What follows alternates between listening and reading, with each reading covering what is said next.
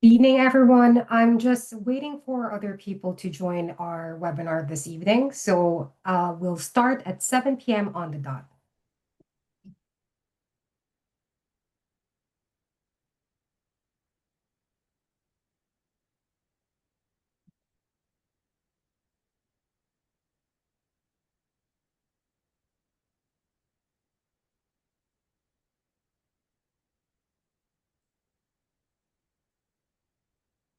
Hey, good evening, everyone. My name is Rochelle, and I'm part of the EDCO team.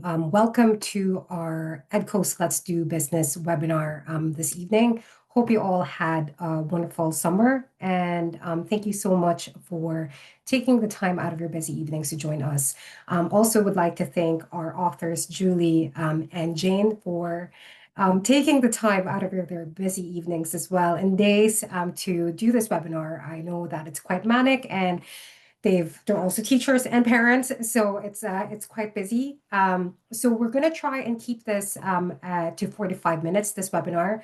So if you have any questions at all, just pop them into the Q&A box and we'll address them in the Q&A portion later. This webinar is being recorded, so if you do miss parts of it, or if you have a colleague who missed this webinar, we'll be able to send them a recording of this video. So without further ado, I'm going to pass you on now to Julie and Jane. Good evening, everyone. Thank you so much, firstly, on behalf of Julie and I, for joining us this evening on the webinar. We hope you're going to find it useful, and it's really about giving you kind of a basis, an introduction of how to approach this new subject with our fifth year classes. Both Julie and I have fifth years as well, so we're in the very, very same position as all of you. Faced into it this week with a whole new 20 odd faces looking at us, confused as to what was happening. So as I said, this is going to be a very simple step-by-step approach to our plan for the next couple of weeks, this week, and I suppose every the next 2 weeks that will follow. So the plan for this evening is to really what we plan on doing is just obviously the brief introduction to the course. This is what we're going to be doing with all of our students. Then the unifying strand, and we're discussing each element briefly with the students, and we're looking at the areas of brainstorming, the SMART plans. And I suppose the reason we have done that, and Julie will approach this section with you later, is that we kind of felt the importance of addressing this unifying strand at the beginning and kind of, explaining to the students all the skills that this unifying strand entails and getting the practice in with those. So Julie will go through that with you. And then we're going to take you into chapter 2, our key stakeholders in business, which is the first area that we're focusing from our plan. And I said there in the pink, we're going to look at each of the areas listed above in detail and explaining how to deliver your lessons using all of the resources provided. So that's going to be across the textbook, the student activity book, and then the teacher's resource book as well. So back in March, when Julie and I did the webinar, we had this slide up and we were speaking about the key competencies that are involved. And I suppose we are all hearing about these. They're across, obviously, all the new Leaving Cert cycle. And it's very important there, we see it there. This is all about the learning within all of their subjects and across all of their subjects. And I suppose that's the key part of this, that we're trying to get the students to develop these 7 key competencies across all of them. And it's really about, for us, how the students will showcase their learning involving those. So, even just very briefly, you're looking there at thinking and solving problems. And we're talking about how, when you're looking at stakeholder relationships, for example, you're going to be looking at that skill, and the students are going to develop that skill and analyzing their case studies, applying business models through that. Communicating and working with others in the business course is going to be a real key part of the business course, we feel, in terms of their activities that they'll do. And it's going to be a key element within the business classroom. We're looking at, within our book, all the activities that we have, the stop and research and the stop and collaborate. And they're going to be a major, major feature. They're going to be central to our classroom learning. Being creative, a huge one. It's going to be how the students are presenting their information to you and the knowledge that they have found. So that's going to be in several forms, which again is addressed in the unifying strand. Then our participating in society, you're going to look at that really when the themes of ethics, when we're looking at sustainability, when we're looking at globalization and the role that the students play in all of those areas. And then your well-being and your managing and learning yourself is really kind of their responsible decision making. And I suppose the decisions that they make in terms of the knowledge that they take from this course. So again, remember, it's something that's going to be done across all of the new Leaving Cert subjects, not just business. But we have a really clear emphasis on them throughout the book and the student activity book, that they'll really just become kind of encompassed in your lessons. So that's that one. I said just a recap, really. The other recap then that we're looking again is our cross-cutting themes. And as you're going through our book, you'll see that we have really clearly marked the 4 cross-cutting themes with the logos there that you can see on the left-hand side. So our ethics and sustainability, entrepreneurial thinking, business and financial literacy, and digital transformation. And again, they are going to become very apparent and very clear to you. But we have marked them in areas that we felt that they were glaringly obvious.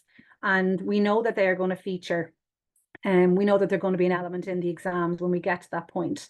And again, you're looking at areas when ethics and sustainability, you're looking kind of with more ethical sourcing, there's examples of it. Our entrepreneurial thinking is going to be really apparent in all the case studies. We've over 40 case studies in the textbook, additional ones in the activity book and on the teacher's resource book. But again, you're going to have loads of examples of entrepreneurial thinking that we've highlighted for you. The business and financial literacy, I suppose, is a big one. And we have an awful lot of that. At the end of every single chapter, we have the store and learn it section that you'll have seen, and you'll also have your chapter checklist. And they're your, really standout areas for your business and financial literacy. Now, in addition to that, you are going to see those as well when we're looking at our financial planning and any of the financial areas that we talk about throughout the course. And then the huge one that obviously we're all kind of noticing, and even the world around us, is our digital transformation one. So the advances in technology and AI, obviously we're looking at those, but we look at them then in the book through digital marketing, through e-commerce, through automation, the digital platforms and all the business startups, your subscription models, all of those. Again, there's a huge amount of these cross-cutting themes embedded throughout and woven throughout the book, and you will see those. Now, there's more than we probably even showcased to you in the textbook. You'll find ones yourself as well. But again, it was to give you ideas and see how clear they are. So we hope that we have definitely done that for you when you start going through the textbook. And then on to the next one there, Julie. So thanks, Jane. So the next thing we wanted to kind of, I suppose, when I go back to school and I take on a new class, the first and at the start of every year, I get my plans in order and I get all of those. So we have a full scheme of work for you, all done out. If you go into the EDCO online, you'll see here that you have in the teacher's resource book in our TRB, we have a full editable Word version of the 2-year scheme of work.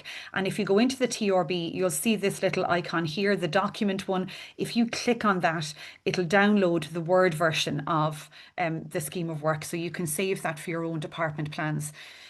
Within the plan, you'll see we've got the terms. We've got kind of how long we think, when you'll be doing this, what you're going to be doing, which of the learning outcomes you're going to be addressing. And then what we've done for each and every topic, we've looked at the learner experiences that you'll have. And we've kind of listed and gone through every single learner experience that we have provided for you within the book and our activity book and the TRB. So we've listed all of those. And then we've also linked where we see the unifying strand will be evident there as well. And then we've also given you options. There's another column that you just can't quite see on this picture here with how you're going to assess all of that learning. And again, we've given you kind of ideas and suggestions of how you might do that too in that. You can, of course, edit these to suit your school and your cohort of students. So I'm starting, so I saw my 5th year class for the first time today, and this is what I started with. I spoke to them a little bit about the course. I mentioned about the 4 strands of learning. I spoke to them about what was in those 4 strands of learning very briefly. And then I spoke to them about their AAC, that they were going to be having a 40% project. And I didn't mention too much about that. I just said that they will be having a project. And I said the first thing that we're going to be doing here is this unifying strand. The unifying strand, I'm starting with that because I think it's really important. For me, the unifying strand is about a bank of key skills that they're going to be using and that they are going to need when they're putting together their AAC, their additional assessment component. So I think it's important to start with it. And I know Jane and I were discussing this, and we really wanted them to spend a little bit of time at the beginning going through some of the important parts of that. We're introducing them now. We're not going through the whole chapter, word by word, but we are introducing those, we're refining all of those, and then we know we're going to give them lots of opportunities to practice these through various different activities, and projects and collaborative activities and research opportunities throughout the whole course. And we've got loads of those in the book for you. So let me start by, and I suppose one thing I should mention too is, I'm a business teacher, but I'm also an economics teacher, and my experience with economics and the projects in economics would tell me that there are some key things here that they really need to have at the very beginning so that you can introduce them and they can refine them. And so that's kind of why we felt it was really important that we had this chapter, that they can still come back to it time and time again. Every time they do a project, they'll have this reference chapter at the very beginning of the book that they can use. So let's go through the various different elements of the unifying strand.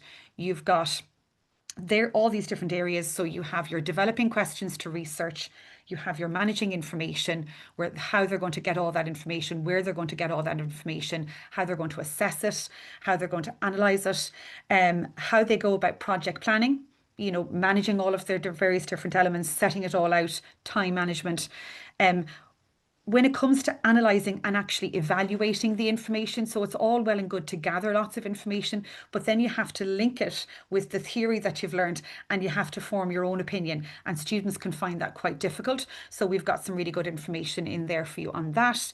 And then they have to present those findings and perspectives, and then we want them to reference and acknowledge their sources. So let's go through some of the things that we're going to be doing in our classes. Well, Jane has done a couple of these. She's a little bit ahead of me. She's seen her class more than I have. But let's just go through some of our plans and what we're doing. So the first thing you'll see in the book there on page 4 and 5 of our book is this idea about what is research and developing questions to research. I think this is something really, really important. Students find it difficult. So we are going to go through here SMART objectives. We are explaining what a SMART objective is, and then what you'll see is in our activity book, we have a really simple activity in the activity book. It's page 1 of the activity book, question 1. And this is what I was doing with my students today. I explained what a SMART objective was, and then we looked at these 5 different objectives or statements, and we wanted to turn them into SMART statements and SMART objectives. And that's where I left my class today. So we were doing a little bit of it in school, and we're going to come back and they're going to finish that at home, and we're going to come back and look at that again tomorrow. It is something that they actually genuinely find difficult. I start with the one, I will work harder in business. I don't know about you, but anytime I do kind of, planning, even with the old course when I was doing planning, and I'd ask them, well, what do you want to achieve? I'm just going to study more. And I'm like, that's such a broad statement. How are you going to know you've done that? So, even then you're always kind of trying to get them to be more specific, turn it into something measurable. So even that today they were finding quite difficult, but it was a really valuable experience to work with them on. So that's our... Then the next little bit that we're going to look at is I'm going to talk to them then about setting up their investigative folder. And I'm going to show you, actually, I'm going to share with you a little bit of what I did with my students in case you find that useful or helpful. But we're going to stress the importance of researching, and that we're going to be bringing research in from day 1. We're going to be looking at finding out information, listening to the news, keeping an eye on various different news sources and listening to what's going on and sharing that. And with, I suppose, to help us do that, what we've done is we've put together a how-to. You'll see in the book as well that we've got a list of really good resources and sources of information. We've got lots of information about how they can use that information and how they can make sure that it's reliable. But it's like, I don't know, when you ask a student to go and find a newspaper article, they usually just, oh yeah, that'll do. Copy the link in maybe, or, just tell you the headline, and they might look for the first couple of sentences and that's it. But we want them to do a little bit more than that. So what we've done is we've put together a how-to. and how to analyze an article. So find out who wrote it, who published it, identify the stakeholders, look for key points, look for figures, statistics, try to decide whether it's objective, who wrote it, where is it coming from.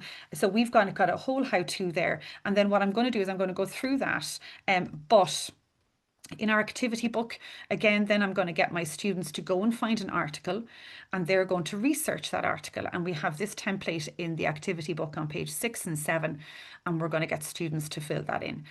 Before I get them to do that, if you go to the TRB, we have one of these done out for you. So we have found an article. You'll see the article there. There's more to it. That's just all we could fit on the screen. But you'll see we've got the article done out. So you can see there we've got the stakeholders highlighted in blue. I've got key figures highlighted. Just various different statistics that I might be able to use, some data I might be able to use.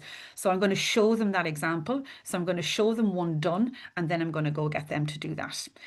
You might be able to even actually find something in your local newspapers, and they might be able to use to use that. But we have one done in the TRB for you. So go to that as well. That's going to be a really valuable resource for you.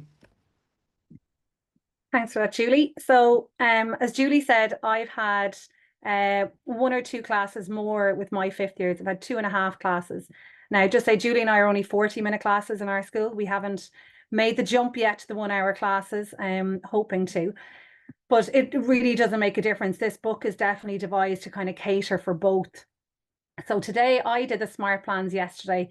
We came in today, and it was great to hear kind of the answers of what the students are coming up with, and some really, really good ones. Like, they kind of started getting at what the SMART needed to be, and any answers that I gave them, I said, are you hitting the S, the M, the A, the O, the T? And it really generated really good discussion.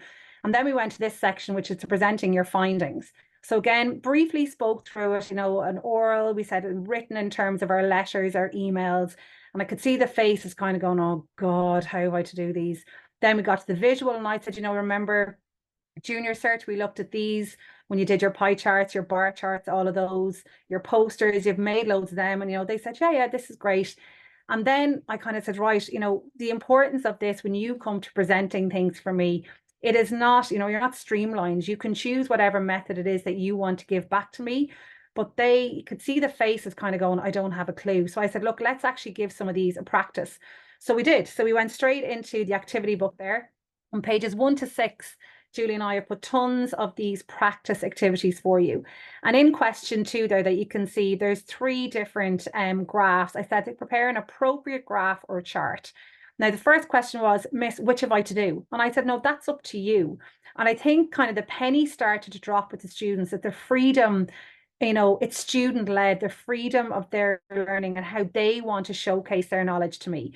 So I had some doing a pie chart, I had others doing bar charts, I had others doing pictograms, I had others doing line graphs. And because I had gone through them briefly with them, it was really, really good. But it's the fact that they actually said, God, it's great to get time to practice this.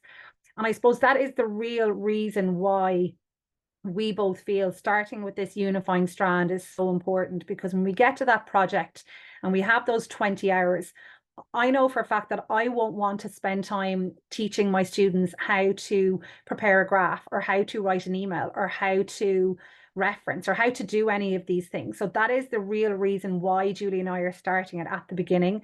We put so much into it. And as Julie said, her experience of an economics teacher, I'm a language teacher as well. So, I very much drew on Julie's experience from being an economics teacher and saying how great it would be to have practiced those things. Had she known what she knows now a couple of years ago, you would have done this type of stuff. So, my students definitely only been a class and a half ahead of Julie's in terms of they're really starting to buy into it already. And it was just great to see them to get that practice on it. So that was really positive. So that's where we ended today. They're gone home to do the graph, the A, B, and C. Tomorrow we'll hit into this. I have them for a double tomorrow, and we will hit this referencing section, probably do 1 or 2 of the business letters and the reports. But again, we all know the importance of referencing, and we know how important it is going to be in the project with the 40% kind of accredited to it. They're going to have to be referencing. And again, when I spoke to them briefly when we did the overview of what we were going to do about referencing, the blank faces looking at me going, oh yeah, grand, sure, I'll just put down the book. And I said, no, there's a lot more of that. We look at plagiarism. So again, in the activity book, when you turn to page 6 of the activity book, you're going to get this little activity where there's 3 different questions there, and they have to be able to use the information provided, create a reference list for the appropriate things that we're asking them to do. So you'll see in question 6, they have a journal, a book, and a website. In the reference, the book has been cited inaccurately. They have to identify the errors. So again, really good practice that, by the time they get to do their project, this hopefully will be becoming second nature to them. And that is really why we're really keen on everyone kind of giving it a go, spending the time at the very beginning, kind of building on the skills that the students are going to need to do this throughout. So that was our activity book. And I should add there as well, we've got all the solutions to those in the TRB. So don't feel like you have to go and do all of that. We have it all done for you. So we have charts done out, we've graphs done out, we've sample letters, we've sample reports, we've the referencing done out. And I think that's going to be important. And I think looking at the SEC, what they were saying, it's just about really, isn't it, about acknowledging their sources, and that I want to get them into that habit of not just randomly picking things, but I'm like, understand it is okay to reference. Your report will look, or your project will actually look worse if you don't reference, and that actually referencing is a sign that you've done some work and you've actually gone to the bother of researching and finding different sources. So I think that's actually really important.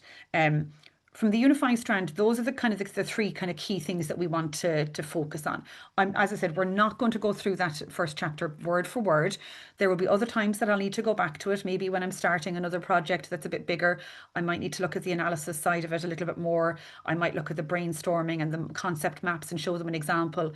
But for now, it gives us a nice week or so, a nice few classes to introduce your classes, talk about SMART objectives, get them to look at how to research, and then do a little bit on acknowledging their sources. And those are the things that you're going to be asking them to do over and over again. I just say before you go on there, Yeah. like in terms of a timeline, like for me, I have the double class tomorrow. And then when I start back with them on Monday, I'll be starting into the theory then. I am literally giving just 1 week. So I don't want people to feel that you need to spend weeks and weeks on this. It'll all depend on how long your classes are as well. It's just to give them, really, as Julie said, we're going to come back to it all the time, but it's just so that you're kind of giving them an overview of it now and starting to build on those skills. That's really, I think, encouraging. And it kind of gives you a nice time to get yourself thinking about how you're going to approach this as well. I think it gives you a little bit of headspace, So then we're going to move into stakeholders, right? It's the natural thing to start with, I think, from strand 1. And then when we finish stakeholders, we'll probably move on to our plan is going to move on to strand 2. But for now, we're just going to guide you through this because we think this will give you a few weeks of work. So for key stakeholders, you'll see here that we've got the outcome verbs. We have the learning outcomes. So you have it there highlighted for your students and yourself exactly which learning outcomes they're going to be covering in this particular chapter. And as well, we want to just highlight the fact that we have those action verbs at the very front of the book. In one of the kind of the prequel pages, you'll see we have a list of all those action verbs and their and what it means, what it means for the student, like what do they have to do that. So we just want to kind of draw your attention to that. So stakeholders, we've kind of divided up into a couple of different areas. So the first thing is we're going to talk about stakeholders themselves. What are they? Who are they? Then we're going to talk about relationships. That's the next little part of the chapter. Then we're going to look at conflict, and then we're going to look at stakeholder mapping. So over the whole chapter, there's 4 different kind of areas that we're going to look at. So then we've kind of looked at our approach to those 4 different areas. So the first one is our introduction to stakeholders. We have an example here. We have a case study on Aldi. You'll see every chapter starts with a case study. We chose Aldi for this one because we thought, well, there's an Aldi everywhere. And you could choose another local business for you as well that you may want to, but we have one done here for you.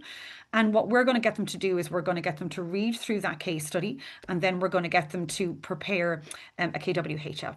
You can throw that up on the board. We all know what they are. I wouldn't have a handout ready for that. I'm just going to pop it up on the board. This is what I want you to do. Now I want you to read that, and then I want you to highlight what you already know from that. What would you like to know? How can you find out? And what have we learned? Okay, so we're going to look at that then. The next thing we're going to do then is that what we're probably going to do is we're going to go through the various different elements of, there's a tip on page 21, and we're going to ask them where it says to help you remember the different types of stakeholder groups. Think about what you'd need to set up a business. What would you need to list all the various different elements you'd need to set up a business and work your way through that. So what we'll probably do is get them to just even explain what is a stakeholder, the difference between internal and external, explain it. We're then going to get them to go to their activity book, and they're going to do, this is on page 8 of the activity book, and we're going to get them to do question 1 and parts A, B and C, and all they're doing is just reinforcing that learning that you've done already. We're then going to go ahead and explain all the various different stakeholders. So you'll see in the book that we've pages 21 to 23, we've listed the stakeholder, we've defined it, and then we've given an example for Aldi. You could equally think of another local business, and you could also add in those examples there as you're going along. So we're going to explain all of those. We've 2 lovely little stop and research activities for them to do along the way, and we would probably spend time doing those. So about 10 minutes for those. One is just looking up the Aldi website or the Board BIA website and looking up the Grow with Aldi campaign, and you're bringing in another element there about another organisation. And then there's another one then about looking at local community, and we've just asked them to do a little research on Food Cloud. So we're going to get them to do those 2. And then what we're going to do is we're going to get them to do this. So we're going to get them to do the activity book question 6 on page 11, and we're going to get them to think of their local business, and we're going to list the stakeholders and what the main objective for that particular stakeholder is. That's going to take us about 10 or 15 minutes, right? We think, right? We're trying to gauge here time-wise, and we're going to get them to think of their local business, list out the objectives, or list out the stakeholders. What are each of those stakeholders' main interests or main objectives? And then when we've done that, we're going to do a Diamond 9 activity. This is in your activity book, and it's on page 12 of the activity book. There is question 7. And this we always find generates fantastic discussion. It'll be about what's working well, who at the top, why did you put this at the top, who did you put at the bottom, why. I usually get them to do it on their own first, then I get them to pair up, and I get them to kind of discuss it as a pair and see if they can reach a little bit of a compromise, and if they thought, oh, actually that's a really interesting thought. So all you're doing is getting, again, problem solving. You're just getting them to, I suppose, have an opinion and stand by that opinion and justify that opinion. So that's the initial little part about introducing what is a stakeholder and who the various different stakeholders are. Brilliant. Okay, thanks, Julie. So then the next area we have there is our stakeholder relationships. And again, we've seen some of this information before in the old course. We're going to explain the terms there of cooperative, competitive, and look at our different relationship types. And that's all in your textbook, page 24 to 26. Once we've gone through those, we're going to go straight to our student activity book, back to page 8, back to the question 1. And here we're going to look at D and E this time there. Julie, move that on me there. So D and E should come up there. See they're coming up. Right, so there's our activity there. The cooperative relationship can be described as your gap fill, nice and kind of handy little activity for the students. And then a little space, it is bigger than that now, I've just chopped it. Demonstrate your understanding of the following types of stakeholder relations. So it's reinforcing their learning again. We're very conscious of not hitting the students with loads of theory each time. So that's why when we're both teaching this, we're breaking it up all the time, kind of giving them the key information, break, reinforce it with an activity, and then go back to the theory, because it's going to be quite a bit for them to take in. So once we've that, we're going back to our student activity book. We're going to page 13, question 8. And this was linked to the stop and collaborate that we had on page 26. So we're working in small groups. We're making a list of cooperative and competitive relationships that can exist between stakeholders. We've given them an example, kind of the start, the investors and the entrepreneurs, the relationship, the reason. And then this is where they can start filling in an example, whether it's going to be a local, a national, or an international example, completely up to them. But again, I think that could be something you can do individually. I would probably do it definitely as a pair. It could be a little, even a group work, more of a group activity, I would say, and see how long that takes. And again, we're gauging, we're going to say around 10 to 15 minutes for that, because there's a bit of writing to do. And again, they're going to have to try come up with good examples for this. Then from there, we kind of feel right now we've given them a good brief, kind of good introduction. They've learned all about the different stakeholders involved. They've learned about relationships. Let's now apply that to a case study. Let's kind of, apply their learning section now. So we've written a case study on Firecastle there, which is your textbook, page 33 and 34. And we want them to answer just the parts A and part B of that. Okay, so we've got two different questions. Again, the case study is longer. It's just cut here to go on screen. If you move on there, Julie, for that one. Look at the questions. And then we will have, there's your A. So list all the stakeholders involved who are affected by the daily running of Firecastle, and then distinguish between the relationships. And again, I've mentioned all of them. So the dynamic and the dependent, and let's look and see how that could impact the running of Firecastle.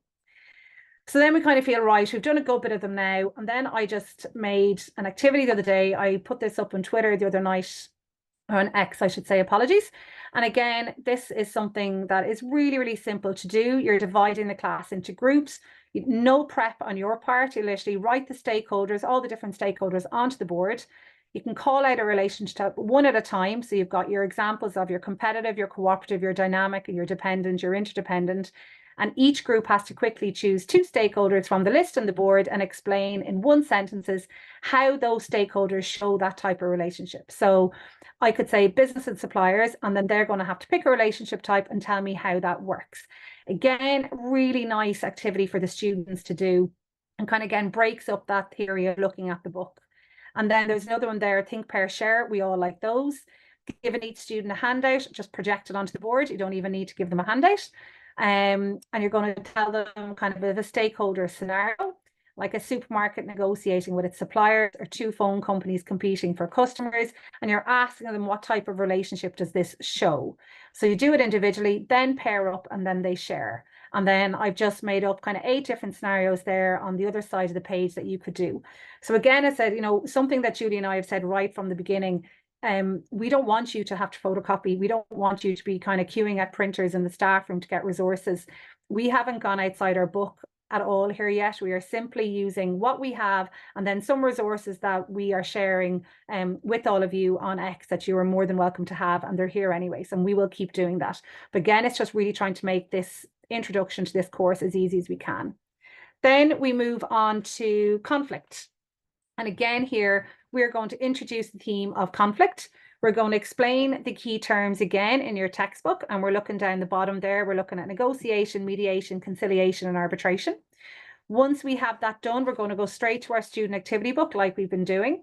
Page 9, and they're going to go into question 2 there, and they're going to explain it and give an example for us. Then once we've done that, we're going back to our textbook. We're going to page 33, and we're looking at our questions. And I suppose it's important to say at the back of each chapter, Julie and I have the questions broken down. We have the stop and check for understanding, which is maybe kind of like your lower order of questioning. And then we have developing your answers. So maybe your differentiation is there without ever stating higher and ordinary level. It's up to you. We barely used any of these so far in this chapter. So there is so many questions there that you'll be able to go back and use depending on where your time is at any kind of, during a class, how much time you've left. So once we've got that done, we're going to switch then over to our TRB, and we're going to look at our additional activity 2. And there is 2 additional activities in the TRB for every single chapter. Now they're varying from debates, there is crosswords, there's case study, there is dominoes games, there's an unbelievable array, different selection.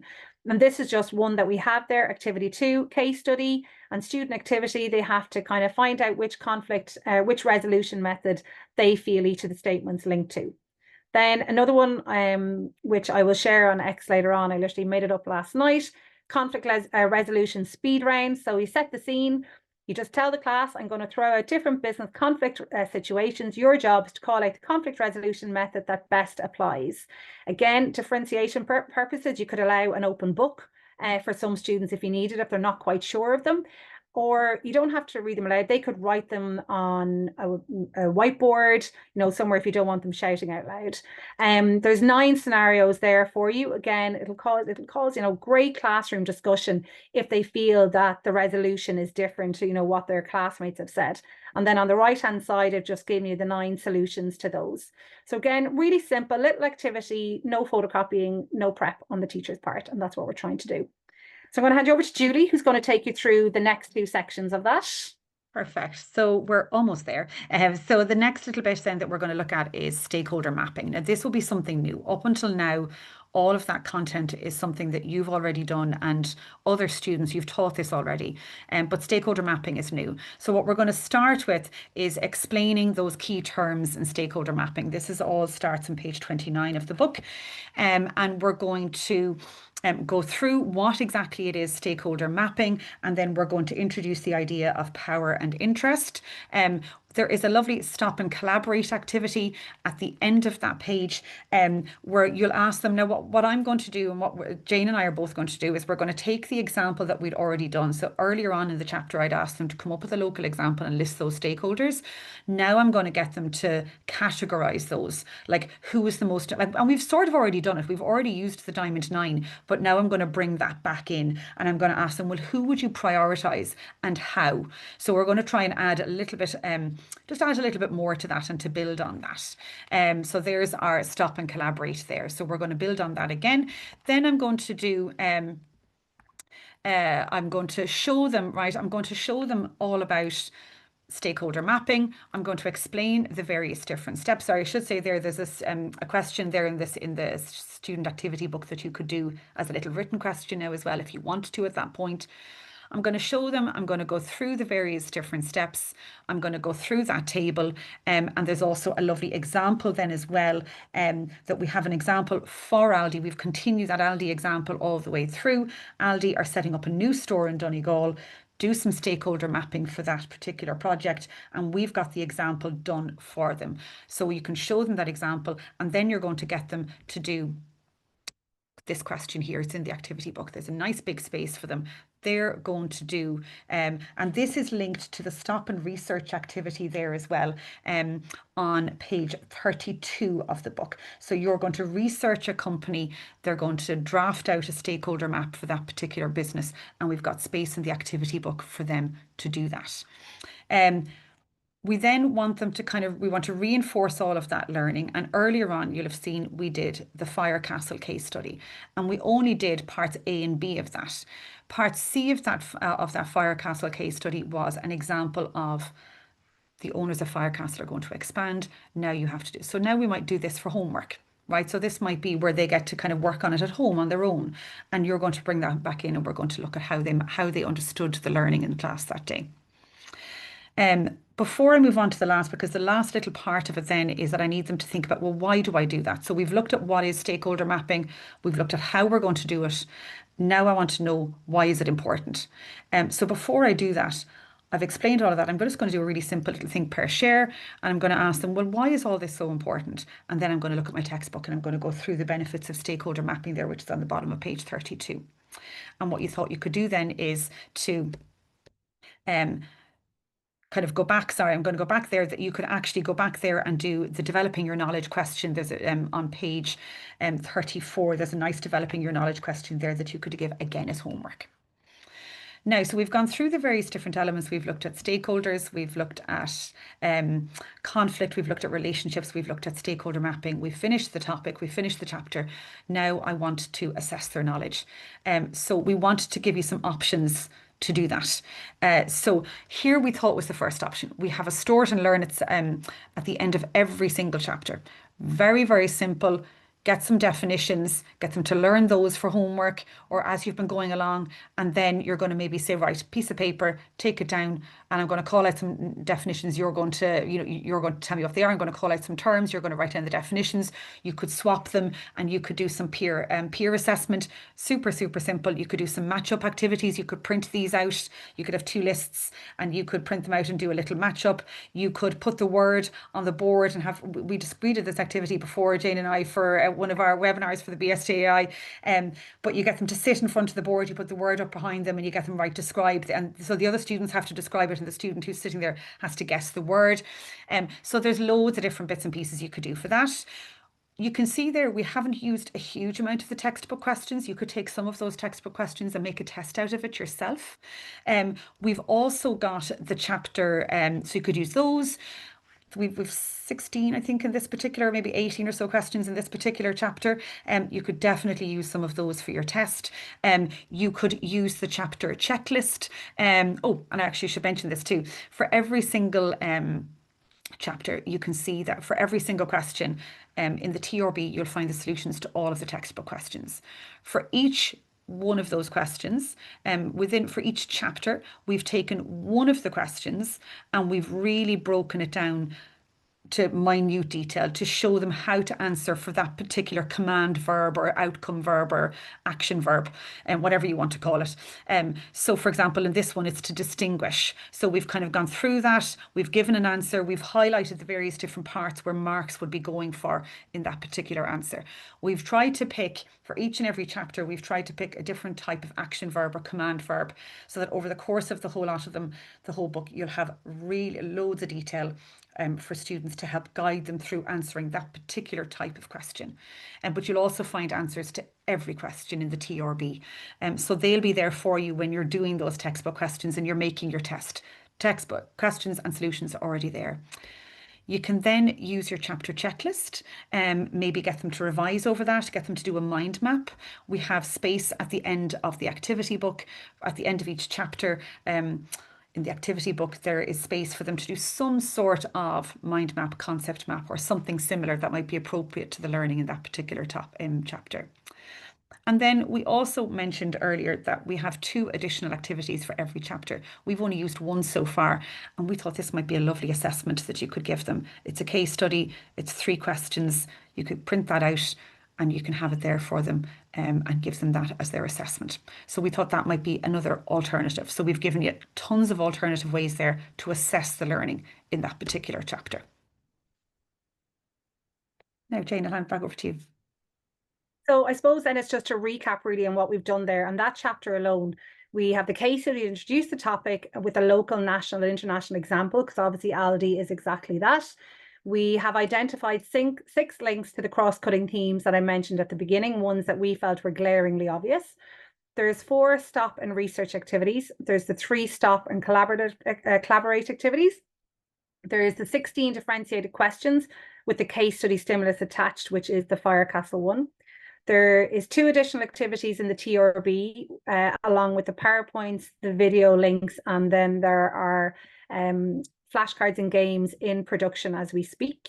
And then there are all the activity questions in the student activity book, and then the space to create their mind map. So again, there is an awful lot there that you really shouldn't need to go elsewhere or add anything else to it. I think if you were to add anything else really on top of what we provided, you're never going to get through the content.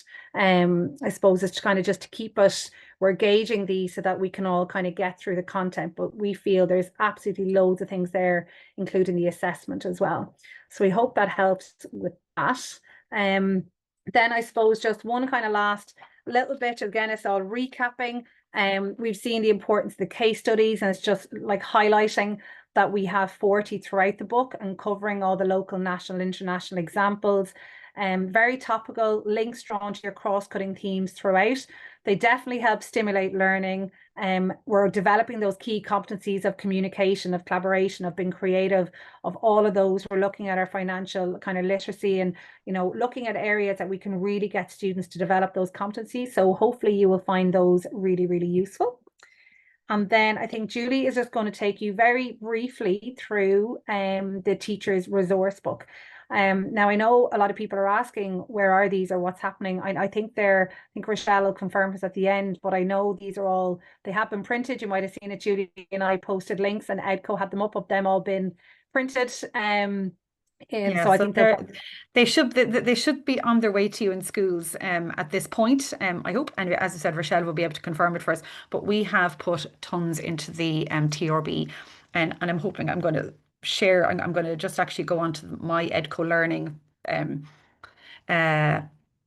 website, and I'm going to show you some of those live in a second, and I'm hoping that's going to work. But I just wanted to mention this because I didn't share this with my students yet, but I was getting myself organized, and I just thought it might be something useful that you might all like.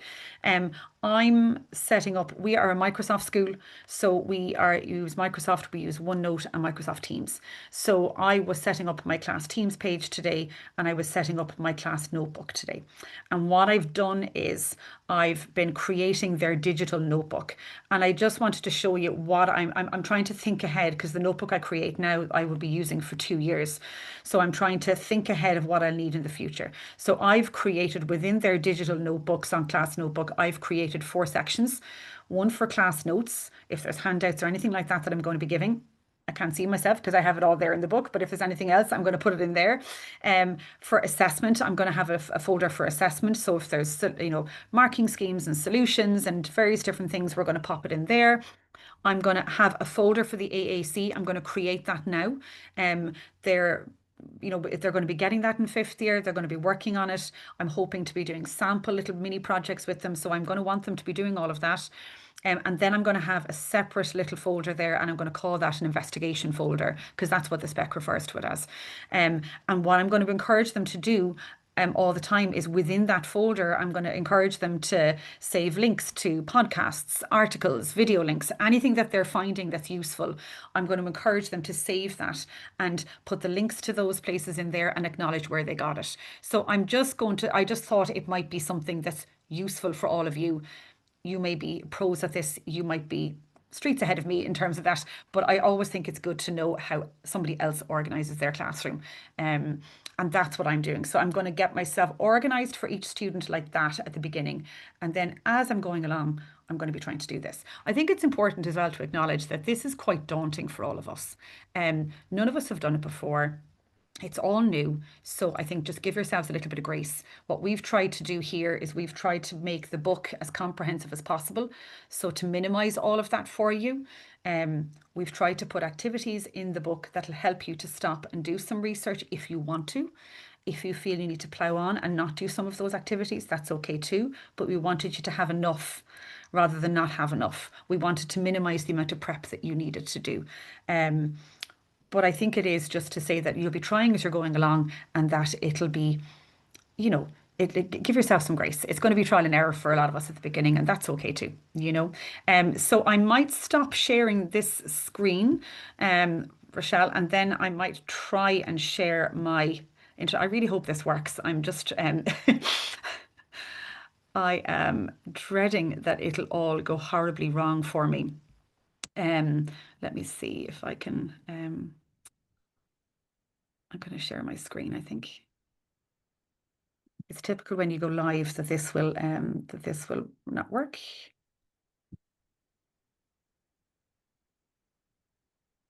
Give me 1 second, folks, please, and then I'll have to.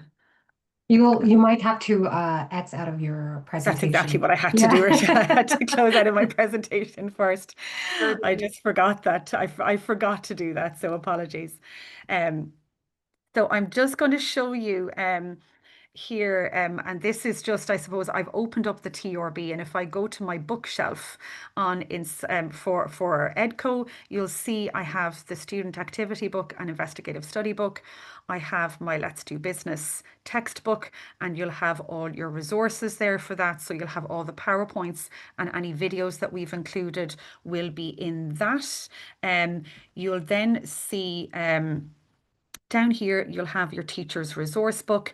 I just want to, at the very start of the teacher's resource book, we have the additional activities. And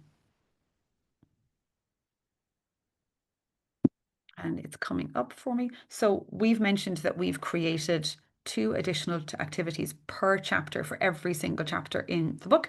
And you'll see here that at the front of it, because like if you're wondering, well, where are they? So there'll be QR codes you can click on the link and it'll bring you straight to the activity.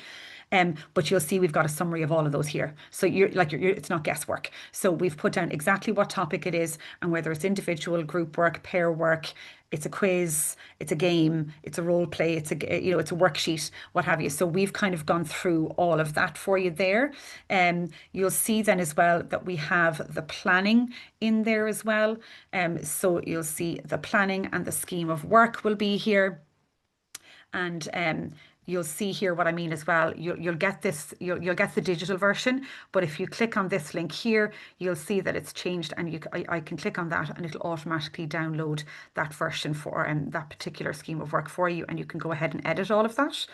And then as I'm going through that TRB then as well, even if I just click into the key stakeholders, you'll see there's my right, so you can see what we have in there, and you'll see that we've gone through that and we've got the solutions to all of the questions in there. So sorry, it's just a bit slow there. So you'll have all of that. So we just wanted to show you what was in the TRB and what's available, and you have all your PowerPoints. And I know that there'll be there's some games and various different other little quizzes that are going to be coming as well. So they're just being worked on at the moment, and they'll be ready shortly, hopefully. So that's it, I think. So Rochelle, unless we have any questions.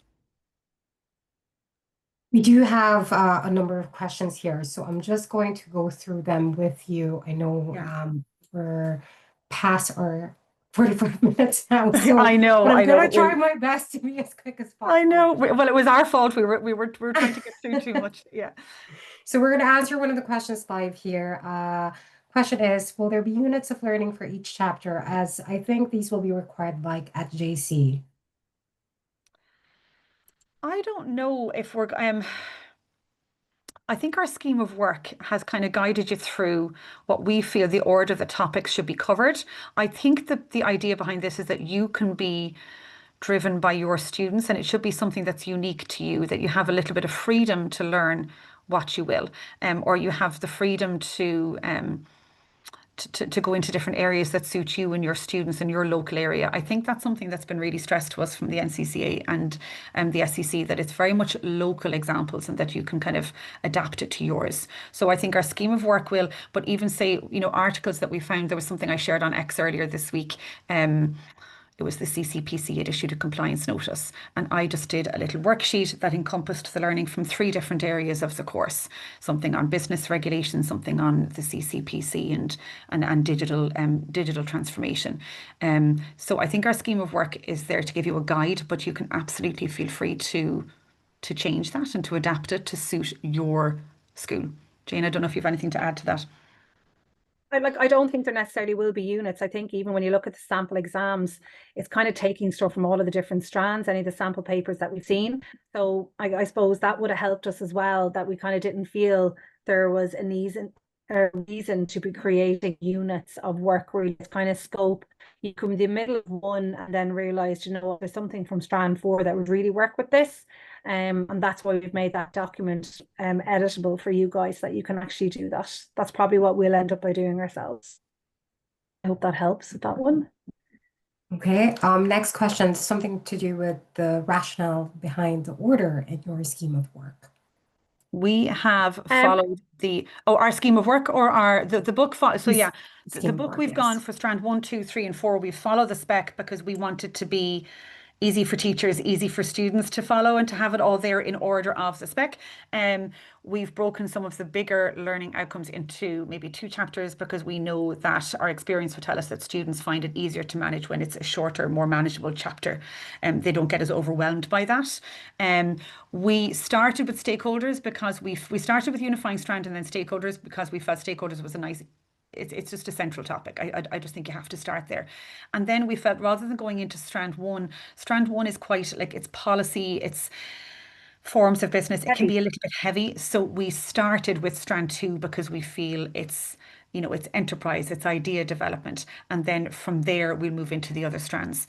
So that was our rationale behind that. We wanted to start with something that the students find easier and nicer, and that it's a little bit, and you're introducing a lot of new things in there too, like you'll have business model canvas, you'll have steeple, and so you'll have lots of different new things introduced in strand 2, and then you can move on to the other strands then after that. Okay. Next question here is, do you think the new course is longer than the old one? Will there be enough time to revise in 6th year, even after completing the project? 4 weeks, 6 weeks to revise before the written exam? Yeah, I think Julie and I, it's really hard to kind of decide it's longer. I think parts of it definitely are. I think then there's other areas that, they've cut down. But again, it'll all depend on how much detail you want to go into in the class that's in front of you and the cohort that you're teaching. And I suppose for us, we would hope that we would usually finish the current Leaving Cert course around, it's usually just after the mocks. Yeah, it's usually Easter. We usually kind of try to aim to finish Easter-ish, so you'll have a nice little bit of time to revise. I don't think I'll have that luxury to have as much time to revise. But I do hope to be. I think my time management is going to be crucial. I'll be honest with you. When I was doing out the spec and the scheme of work, when I was trying to do the one that we've shared with all of you, you will have time, but I will have to be very mindful of all of that. And one of the lovely things about the new course is that you do have the freedom to explore different areas. And I do think when you have that freedom to explore different areas with your students and look into different, more real life current examples, I think that'll all be valuable education for your students, because I think the exam is going to be very much suiting that. I think you'll have to do a little bit of that. I think the exam is going to be assessing all of it. But I do think I'm going to have to mind my time, and I'm going to have to be mindful of it. But I do think we'll have enough time. I just think that it's going to be different. I'm going to have to mind my time management. Okay. I'm just going to have one last question because there are still a few here, and I am mindful of the time as well. But even if, Rochelle, if you wanted to take note of those extra questions and we can get back to Yeah, those we can later. answer them. Yes. Yeah, for I'll sure. send Yeah. for the others. So this is the last question that I'll take, and then after that we'll end the webinar. Someone said, I am an economics teacher as well. I do mock research project with my 5th years to prepare them for the real one in 6th year. They love this. Would you consider doing a project with the 5th years this year and set the conditions similar to the economics booklet layout? For sure. I'm definitely going to do that. So I had the exact same idea. So yeah, I'm definitely going to do that. And I don't know what it'll be on yet. But I am definitely going to. And I don't know. I think it's when I start getting into the business model canvas, or maybe something along marketing or something. I think I might do, because that will be a nice one, I think. But I'm definitely going to do a little project, a little trial run with them. And our experience of economics would tell me that it's the critical thinking, it's the reflection on their learning that they find really difficult, and that's where students go down in their marks on the economics exam. So it's something that I'm very much bearing in mind, and I'm going to be using with my own. I'm really going to be trying to improve those skills with my own students. So I'm definitely going to do a project with them, and we're also actually thinking of doing something with our TYs.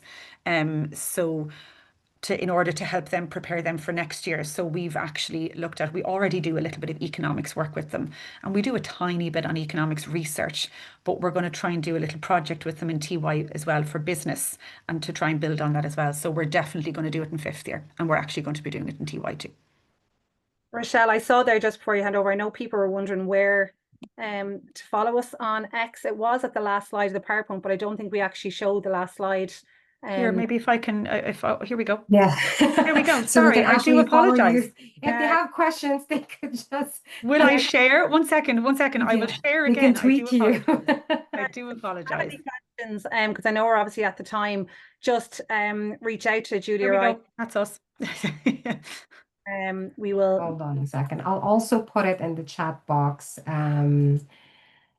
So that's you, and then I'll put Julie's one as well. Thanks, Rochelle.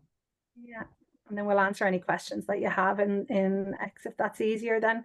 Yeah, exactly. Feel free to DM us on Twitter, on X, and we'll absolutely get back to you. And Rochelle will take note of all those questions as well, and we can absolutely exactly. Get back to you We'll try and address them for you. Thank you so much for your time, everyone. Really appreciate your time, and thanks so much to Jay and Julie for your time this evening as well. All right, have a great evening. Thank you. Thanks so much.